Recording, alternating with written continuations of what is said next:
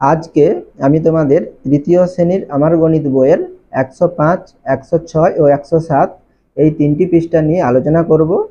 তোমরা যারা চ্যানেলে নতুন অবশ্যই চ্যানেলটিকে সাবস্ক্রাইব করে নিও এবং যারা আগে থেকে সাবস্ক্রাইব করে রেখেছো তাদেরকে অসংখ্য ধন্যবাদ। তার এখানে দেখো 105 নম্বর পৃষ্ঠায় কি বলেছে, স্কুলের ছবি আঁকি। আমি হুগলি জেলার মধুসূদন প্রাথমিক বিদ্যালয়ে পড়ি। আজ আমাদের বাৎসরিক উৎসব। আমরা 100 জন স্কুলের ছবি আঁকতে এসেছি। আমাদের 4টি ঘরে সমান ভাগে ভাগ হয়ে বসতে হবে।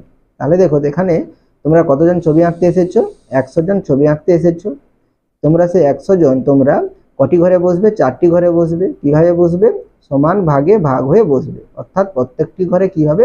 সমানভাবে বসবে, কোথাও বেশি বা কোথাও কম নয়। তাহলে তোমরা প্রতিটি ঘরে কতজন করে বসবে? তাহলে আমরা কিভাবে পাবো? তাহলে আমরা 100কে যদি 4 দিয়ে ভাগ করি তাহলে আমরা পেয়ে যাব প্রতিটি ঘরে কতজন করে বসবে তোমরা, সেটাই তোমাদের এখানে লেখা আছে। তাই প্রত্যেক ঘরে বসবো কতজন? তাহলে আমরা 100কে 4 দিয়ে ভাগ করব। তাহলে 100 ভাজিত 4 লেখা আছে। তাহলে তোমাদের এখানে দেখো ভাগটি কষে দেওয়া আছে। তাহলে 100কে 4 দিয়ে ভাগ করলে কত হয়? 25 হয়। তাহলে এখানে কতজন করে বসবো? 25 জন করে বসবো। তোমাদের এখানে করা আছে, সেই জন্য আমি এটা বুঝাচ্ছি না। এরপরে দেখো তোমার পাশে কি দেওয়া আছে, হাতে কলমে কাজ। তাহলে এখানে তোমাদের তোমাদের কার্ডের মাধ্যমে দেখিয়েছে ভাগটি। আমি এটা তোমাদের লাস্টে বুঝিয়ে দিচ্ছি, আমি আগে ভাগগুলো তোমাদের কোষে দেখিয়ে দিচ্ছি, ঠিক আছে? তাহলে এখানে দেখো একের দাগের অঙ্কে কি বলেছে, ঝুড়িতে 125টি ফুল আছে, প্রতিটি মালায় সমসংখ্যক ফুল দিয়ে 5টি মালা তৈরি করলাম। প্রতিটি মালায় তাহলে কতগুলো ফুল আছে সেইটা এখানে বের করতে হবে। তাহলে এখানে মোট ফুল কত? 125টি। আর এখানে কি বলে? সমসংখ্যক ফুল দিয়ে, অর্থাৎ প্রতিটি মালায় সমানভাবে কি হবে? ফুল দেবে। তাহলে এবারে ফুল দিয়ে কটি মালা তৈরি করেছে? 5টি মালা। তাহলে প্রতিটি মালায় কতগুলো করে ফুল আছে? তাহলে আমরা কি করবো? 125কে 5 দিয়ে ভাগ করব। সেটাই লেখা আছে দেখো, প্রতিটি মালায়। তাহলে 125টি ভাজিত 5, তাহলে 125কে 5 দিয়ে ভাগ করব। তাহলে এখানে দেখো, তাহলে আমরা 125কে ভাগ করব, সেটা হচ্ছে কি? ভাজ্য। সেই জন্য এখানে লেখা আছে 125। তাহলে কত দিয়ে ভাগ করবো? 5 দিয়ে। তাহলে 5 হচ্ছে কি? ভাজক। তাহলে 5 দিয়ে ভাগ করব। ভাগের ক্ষেত্রে কি বলেছিলাম, আমরা ভাগ কোথা থেকে করব? বাম দিক থেকে করব, অর্থাৎ শতকের ঘর থেকে করব। তাহলে শতকের ঘরে কত আছে? 1 আছে। তাহলে কত দিয়ে ভাগ করবো? 5 দিয়ে। তাহলে এখানে কি 1 ছোট, তাহলে ভাগ করতে পারবো না। তাহলে এখানে আমরা কি করব? দশকের ঘরে 2 ধরবো, ঠিক আছে? তাহলে কত হবে? 12। তাহলে 5 দুগুণে 10, 5 তিনে কত? 15। তাহলে 12 থেকে 15 বেশি, তাহলে হবে না। তাহলে 5 দুগুণে 10, সেই জন্য এখানে দেখো 5 দুগুণে 10 লেখা আছে। তাহলে 12 থেকে 10 বিয়োগ করলে কত? 2 হয়। তাহলে এখানে 2 লেখা আছে। তাহলে এরপরে আমরা কি করবো? এককের ঘরে কত আছে? 5 আছে। তাহলে আমরা কি করবো? 5টা উপর থেকে নিচে নামাবো। তাহলে 2 এর পরে লিখবো। তাহলে কত হবে? 25। তাহলে 5 5-এ কত হয়? 25 হয়। তাহলে আমরা এখানে কত দিয়ে দেবো? 5 5-এ 25। তাহলে বিয়োগ করলে কত হয়? 0 হয়। তাহলে এখানে আমরা 0 লিখবো। তাহলে এখানে ভাগফল কত? 25। তাহলে এখানে 25 লিখবো। ভাগশেষ কত? 0। তাহলে এখানে 0 লিখবো। তাহলে প্রতিটি মালায় তাহলে কটি করে ফুল আছে? 25টি করে ফুল আছে। তাহলে এখানে আমরা 25 লিখবো। এরপরে পরের পৃষ্ঠাটি দেখো। তাহলে এখানে দেখো 2 দাগের অঙ্কে কি বলেছে, আমরা স্কুল থেকে ফুটবল খেলা দেখতে যাওয়ার আয়োজন করেছি। আমরা 156 জন যাব। 6টা গাড়ি ভাড়া করা হয়েছে। প্রত্যেক গাড়িতে সমান সংখ্যক ছেলেমেয়ে যাবে। প্রত্যেক গাড়িতে তাহলে কতজন যাবে, ঠিক আছে? মানে জন উঠছে। তাহলে এখানে তোমাদের কটি গাড়ি? 6টি গাড়ি, সেটা তোমাদের এখানে ছবি আঁকা আছে। আর তোমরা কতজন? 156 জন। তাহলে এখানে 156 জন লেখা আছে, ঠিক আছে? তাহলে প্রতিটি গাড়িতে কতজন করে যাবে? তাহলে আমরা কি করব? তাহলে 156কে 6 দিয়ে ভাগ করব, তাহলেই আমরা পেয়ে যাব প্রতি গাড়িতে কতজন করে উঠবে। সেটাই তোমাদের এখানে লেখা আছে দেখো। তাহলে 156 ভাজিত 6 জন সমান কত হবে? তাহলে তোমাদের এখানে ভাগটি কষে দেওয়া আছে। তাহলে ভাগ করতে কত বেরিয়েছে? 26 বেরিয়েছে। তাহলে তোমরা প্রত্যেক গাড়িতে কতজন করে উঠবে? তোমরা 26 জন করে, সেটাই লেখা আছে দেখো। 26 জন উঠেছি। তাহলে এখানে দেখো নিচে কি দেওয়া আছে? ভাজ্য। ভাজ্য কত হবে? কাকে ভাগ করেছিলাম? 156কে ভাগ করেছিলাম। তাহলে ভাজ্য কত হবে? 156 কত দিয়ে ভাগ করেছিলাম? 6 দিয়ে। তাহলে ভাজক কত হবে? 6। তাহলে আমরা ভাগ করতে কি পেলাম? 26 পেলাম। তাহলে ভাগফল কত হবে? 26। তাহলে 26 লেখা আছে। আর ভাগশেষ কত? তাহলে এখানে বিয়োগ করতে কত পেয়েছিলাম? লাস্টে 6 0 পেয়েছিলাম। তাহলে ভাগশেষ কত হবে? 0। তাহলে এখানে তোমাদের 0 লেখা আছে। এরপরে দেখো সমান ভাগে ভাগ করি। তাহলে এখানে একের দাগের অঙ্কে কি দেওয়া আছে দেখো। তাহলে 700 ভাজিত কত দেওয়া আছে? 7 দেওয়া আছে। তাহলে আমরা এখানে কি করব? 700কে 7 দিয়ে ভাগ করব, ঠিক আছে? তাহলে এখানে তোমাদের ভাগ করা আছে, আমি সেই জন্য দেখাচ্ছি না, ঠিক আছে? বুঝাচ্ছি না। তাহলে এখানে আমরা কাকে ভাগ করব? 700কে 7 দিয়ে ভাগ করব। সেই জন্য এখানে 700 দেখো লেখা আছে, আর 7 দিয়ে ভাগ করব, সেই জন্য সামনে 7 দেওয়া আছে। তাহলে আমরা প্রথমে বাম দিক থেকে ভাগ করব, তাহলে শতকের ঘর থেকে ভাগ করব। তো শতকের ঘরে কত হয় 7 আছে, আর 7 দিয়ে ভাগ করব। তাহলে আমরা কি একটি অঙ্ক ধরলে বা সংখ্যা ধরলে আমরা কি ভাগ করতে পারবো, কারণ 7 একে 7 হয়, তাহলে 7 একে 7। তাহলে 7 পেলাম কি করে, 7 সঙ্গে 1 গুণ করে, সেই জন্য তোমাদের পাশে লেখা আছে 7 গুণিত 1 সমান কত 7। তাহলে 7 থেকে 7 বিয়োগ করলে কত 0 হয়, তাহলে এখানে 0 লিখতে পারো, তোমরা নাও লিখতে পারো, 0 হয় বলে 0টা লেখা নেই। এরপরে দেখো দশকের ঘরে কি আছে 0 আছে, তাহলে আমরা এই 0টা কি করবো উপর থেকে নিচে নামাবো, ঠিক আছে। তাহলে উপর থেকে নিচে নামানো আছে, 0 দেওয়া আছে, ঠিক আছে। তাহলে এখানে কি হবে, তাহলে 7 শূন্য 0 হয়, ঠিক আছে। তাহলে সেই জন্য 7 শূন্য 0 লেখা আছে। তাহলে পেলাম কি করে, 7 সঙ্গে 0 গুণ করে 0 পেলাম, সেটা তোমাদের পাশে লেখা আছে। এরপরে আমরা কি করব, তাহলে এককের ঘরে 0টা আমরা উপর থেকে নিচে নামাবো, সেটা তোমাদের এখানে লেখা আছে, ঠিক আছে। আর এখানে 0 আছে, তাহলে আমরা কি করব 7 শূন্য 0 দেবো, তাহলে 7 শূন্য 0 হবে। তাহলে 0 পেলাম কি করে, 7 সঙ্গে 0 গুণ করে 0 পেলাম, সেই জন্য এখানে 0 লেখা আছে, ঠিক আছে। তাহলে 0 থেকে 0 বিয়োগ করলে কি হবে, 0ই হবে, ঠিক আছে। তাহলে এখানে ভাজ্য কত হবে, 700কে ভাগ করেছিলাম, তাহলে কি হবে ভাজ্য কত হবে 700, ভাজক কত হবে, কত দিয়ে ভাগ করেছি 7 দিয়ে, তাহলে ভাজক 7। তাহলে ভাগফল কত হবে, কত পেয়েছিলাম ভাগ করতে 100 পেয়েছি, তাহলে ভাগফল কত হবে 100, ভাগশেষ। তাহলে ভাগশেষ এখানে শেষে কি আছে 0 আছে, তাহলে ভাগশেষ 0। তাহলে পাশে দেখো এখানে কার্ডের মাধ্যমে দেখিয়েছে, তাহলে কতকে ভাগ করেছিলাম 700কে ভাগ করেছিলাম, সেই জন্য এখানে 700 লেখা আছে। তাহলে 700 মানে কি একক দশক শতক, 7 শতক, তাহলে কি হবে 100 নম্বরের কার্ড 7টি হবে, সেই জন্য এখানে দেখো 100 নম্বরের কার্ড 7টি আঁকা আছে।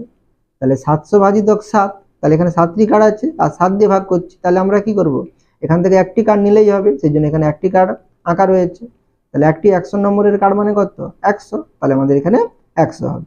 এরপরে পরের পৃষ্ঠাটি দেখো, 2 দাগের অঙ্ক দেখো, তাহলে এখানে কি বলেছে 615 ভাজিতক 5, তাহলে এখানে আমরা 615কে 5 দিয়ে ভাগ করব, তাহলে এখানে তোমাদের 615 লেখা আছে, তাহলে কত দিয়ে ভাগ করবো 5 দিয়ে, তাহলে এখানে আমরা কি লিখবো 5 লিখবো, ঠিক আছে।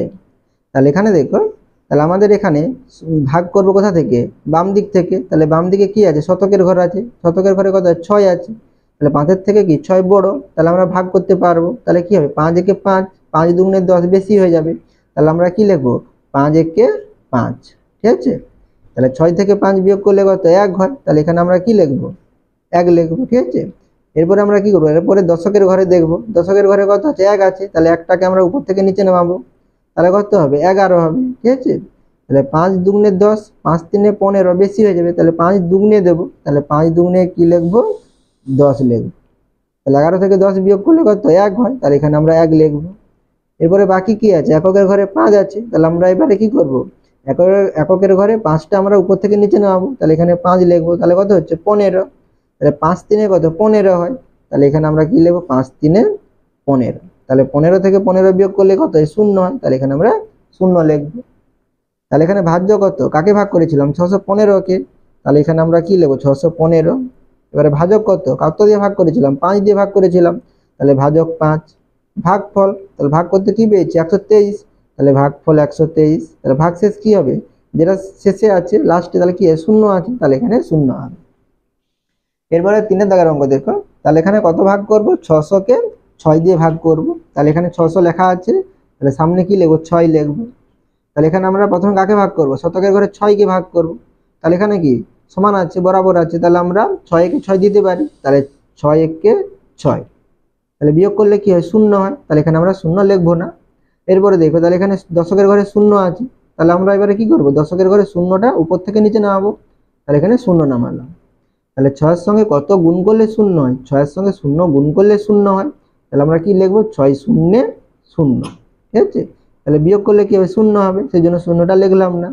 এরপরে আমরা কি করব, এককের ঘরে কি আছে 0 আছে, এবারে আমরা এই এককের ঘরে 0টা আবার নিচে নামাবো, ঠিক আছে। তাহলে 6 এর সঙ্গে কত গুণ করলে 0 হয়, তাহলে 0 গুণ করলে 0 হয়, তাহলে 6 0 কি লিখবো 0 লিখবো। তাহলে বিয়োগ করলে কি হবে 0ই হবে, ঠিক আছে। তাহলে এখানে দেখো উপর থেকে নিচে নামিয়েছিলাম, সেই জন্য আমরা 6 0 0 লিখেছি, তাহলে এটা কি বিয়োগ করে পেলাম 0, তাহলে এখানে আমরা 6 0 0 লিখবো না। তাহলে উপর থেকে কোনো সংখ্যা যদি নামাই বা 0 নামাই, তখন আমরা কি করব, তখন আমরা 6 0 0 দেবো, তাহলে এটা বিয়োগ করতে পেরেছি, তাহলে এখানে আমরা আর 6 0 দেবো না। তাহলে এখানে ভাজ্য কত হবে, কতকে ভাগ করেছিলাম 600কে ভাগ করেছিলাম, তাহলে ভাজ্য কত হবে 600, ভাজক কত হবে কত দিয়ে ভাগ করি 6 দিয়ে, তাহলে ভাজক 6, ভাগফল কত হবে 100, ভাগশেষ কত হবে? শূন্য হবে, তাহলে শূন্য লিখবো। এবার 4 দাগের অঙ্ক দেখো, তাহলে এখানে কত আছে? 800 ভাজিতক 4, তাহলে 800 কে ভাগ করবো কত দিয়ে? 4 দিয়ে, তাহলে 4 লিখবো।